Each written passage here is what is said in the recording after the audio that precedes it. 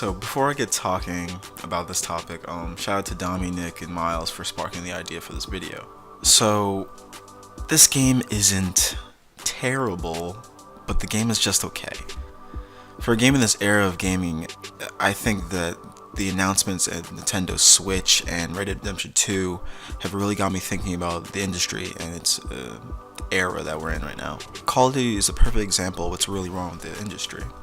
So Infinite Warfare is the 13th installment for the series, and hopefully its last yearly game, but that's extremely doubtful because Activision wants its money. So after playing a couple games, I feel like this game is completely a rehash of the last game, Black Ops 3. Me and my friends agreed that it's just a slower paced game in comparison to Black Ops 3 in a series where Call of Duty is supposed to be extremely fast paced, the kills are quick, the deaths you can revive yourself just easily and you go right back into the gameplay. So over time, the general consensus of players that play Call of Duty are more receptive and more appreciative of the Black Ops series. And with good reason. The standard for this game is the Black Ops series, and this is an Infinite Warfare game crowning the Warfare series, so the standard is already a little too high, so you have to lower your expectations for the Warfare series, since it's gone through two developers. Since Infinity Ward is still a developer, but it's sort of been cut down to size with Sledgehammer Games coming in, which is probably just the in-house developer for Activision. It's just a plant, an industry plant, to be honest. So with the series, there's been a larger problem at hand, and that's the lack of care for developing a game. Honestly, Call of Duty has gotten so lazy to the point where they have to rename a regular ass grenade to a cluster grenade. If I last checked, isn't that what a grenade already does? So the grenades in this game, in Infinite Warfare, have the same area of blast, splash damage, everything, as a regular grenade in any other Call of Duty. Call of Duty has gotten so lazy that the fact the specialists from Black Ops 3 are back, but with a different name. They're not trying to innovate the game at all. I don't know what it is, but it seems like Call of Duty has just lost its ideas, or has no time to develop ideas or really invest in a game, because they're yearly cycle of punching out the next Call of Duty and not really thinking about what the repercussions are, because they know people will buy the game just for whatever popular vote is, and it's not really influencing me or compelling me to buy these games that come out yearly. And there's a problem with 2K, Madden is literally the worst out of all of the yearly games that come out, like every year pumped out. It's just Madden is really terrible. Which also brings me to my next point, where it's been a huge problem where games, not only Call of Duty, have been showing that they are just pumping out games without any consequence, because they know our game's trusted and the brand is strong, and we're just gonna produce content for you as many times as one without thinking about the quality.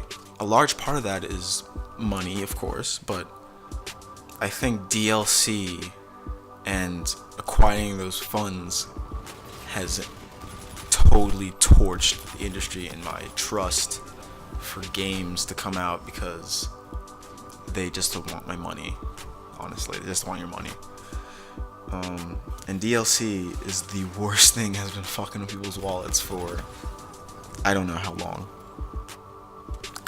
Since the 2000s. Since probably even earlier than that. Probably the 80s, DLC has been destroying video games.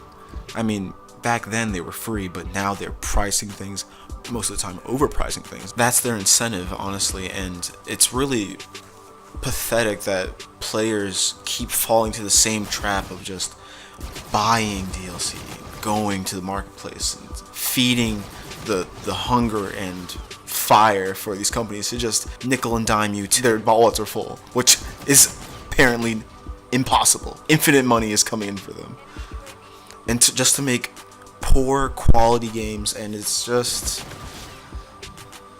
a culmination of just greed, honestly.